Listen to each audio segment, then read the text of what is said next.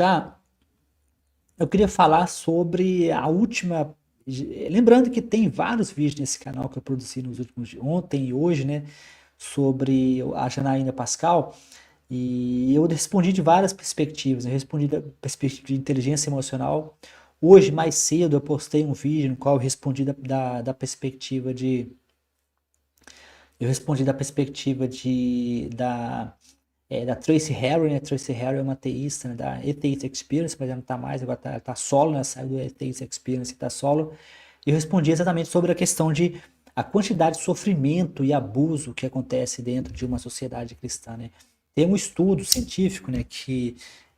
Um estudo científico que eu publiquei, eu compartilhei com vocês aqui, e esse estudo, ele tem mais de 1.000 crianças, né?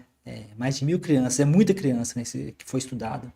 Então, basicamente, eles compararam nesse estudo crianças que cresceram em lares seculares, né? Lares seculares não é lares ateístas, né? É bom deixar bem claro. Secular significa que não tem religião, né? Então, eles compararam crianças, são mais de 1.000, é um estudo grande, né? 1.000 é muita criança, né? São quase 2.000 crianças que foram estudadas, né? E essas crianças cresceram em lares seculares versus lares religiosos, né? Os cristãos e os muçulmanos, né, que é o islamismo, foram o grupo mais representado, porque são grandes, né? A maior religião do mundo é o cristianismo, e a segunda religião é o islamismo, né? São as religiões abraâmicas, né? Eles compararam dois parâmetros, né, que eles usaram mais ou menos assim. Um parâmetro é o que chamam de altruísmo, né? Altruísmo é a capacidade de você ajudar uma pessoa desconhecida, né? O segundo parâmetro que estudaram é é a capacidade de punição, né? O quão você está disposto a punir as pessoas, né? Punição mesmo, punição.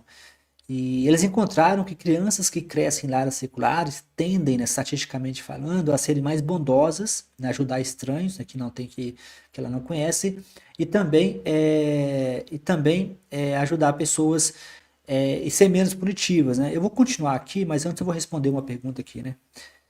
Vou responder a pergunta aqui, porque o legal dessas lives é a gente poder interagir, né? Se eu quisesse fazer uma coisa totalmente sem interação, eu simplesmente produziria um vídeo sem interação, né? Por que eu preciso de um calendário universal? A resposta, ela pode ser respondida em algumas camadas, né? Existem várias formas de responder. A forma mais fácil de responder é lembrar que a ciência não é específica do cristianismo, né? A ciência é universal. Os chineses também usam a ciência, os muçulmanos também, os japoneses também. Imagina se você criar um calendário antes de Buda, depois de Buda, antes de Maomé, depois de Maomé, né? Seria um pouco bizarro, né? Você estaria dizendo que o mundo gira em torno de Maomé, ou que o mundo gira em torno de Buda, né? Ou que o mundo gira em torno de Zeus, né? Antes de Zeus, depois de Zeus, né? Isso seria completamente estranho, né? Você criar um calendário que coloca todo mundo em torno de uma figura, né? Que você nem conhece e não conhece, não, e não se interessa, né? Então, agora imagine um cristão no Brasil tendo um calendário antes de Maomé e depois de Maomé, né? Você pode falar comigo, mas o Cristo foi importante, o cristianismo foi importante. Não é necessariamente, né? Durante a Idade Média, né, quando os cristãos estavam se matando na Europa, né, os cristãos estavam se matando na Europa, os muçulmanos foram que manteram a ciência viva. O que os muçulmanos fizeram? Os muçulmanos é chamada Era de Ouro do islamismo, né? Que é um dos momentos mais importantes da história da ciência, né? Enquanto que os cristãos estavam queimando os livros na Europa, os muçulmanos estavam traduzindo o trabalho dos gregos, né? Eles traduziram o trabalho dos gregos para o árabe, né? Para a linguagem deles. E posteriormente, quando os cristãos pararam de se matar, de se degolar, eles traduziram de volta, né? É claro que aqui é uma simplificação, né? A Europa não parou completamente. É errado dizer que durante o período a era de ouro dos muçulmanos, né? The Golden Age, né? Dos muçulmanos, seria errado você dizer que a Europa estava se matando e os muçulmanos estavam fazendo ciência. Mas nesse período os muçulmanos eram mais ativos, né? Bagdá, acho que o nome é Bagdá mesmo, né? Então os muçulmanos eram donos da ciência. Os muçulmanos criaram logaritmo, né? Se não me engano, logaritmo vem dos muçulmanos, né? Algoritmo, né? Algoritmo que é usado em ciência de computação, né? Quando você faz um computador, é um programa. Algoritmo vem da palavra muçulmana, né? Vários planetas e várias estrelas são nomeadas com nomes árabes, né? Então, Agora imagine-se, então, por que que é importante, né? Resumindo, é importante porque a gente não pode pegar uma coisa que é universal, que é o conhecimento, e marcar ele como se fosse antes de Cristo e depois de Cristo, né? Não tem. E vamos lembrar que ninguém sabe quando Cristo nasceu, nem os cristãos sabem, né?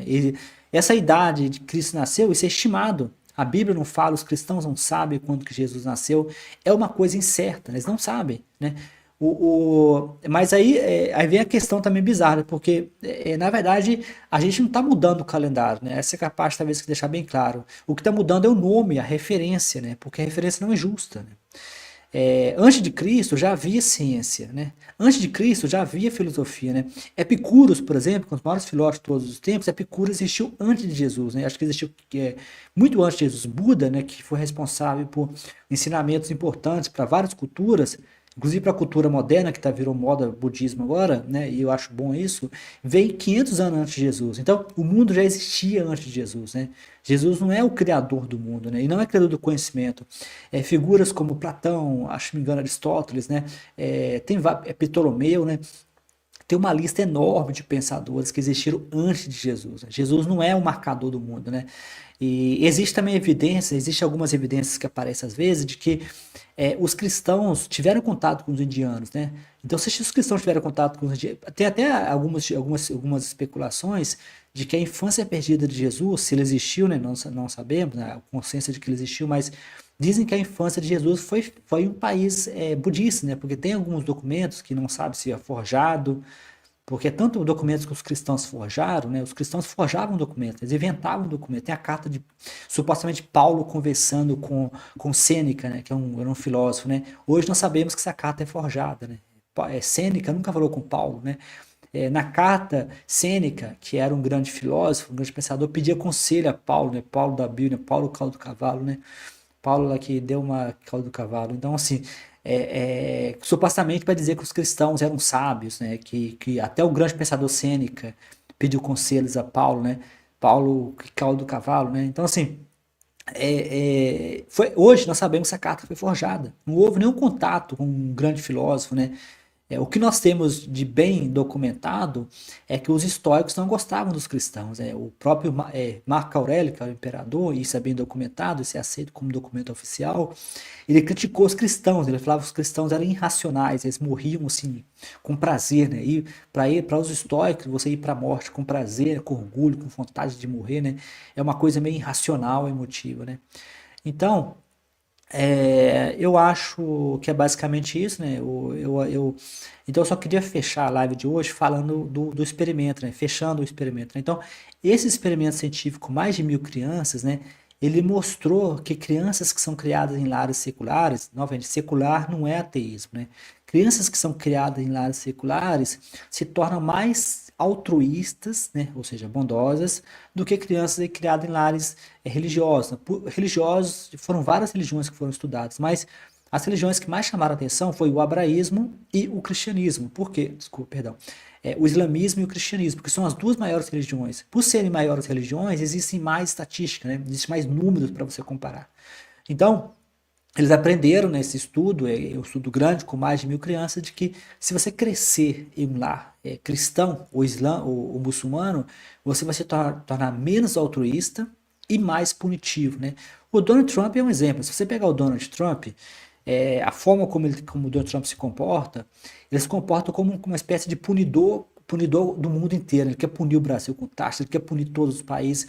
Trump foi criado em uma igreja cristã, né?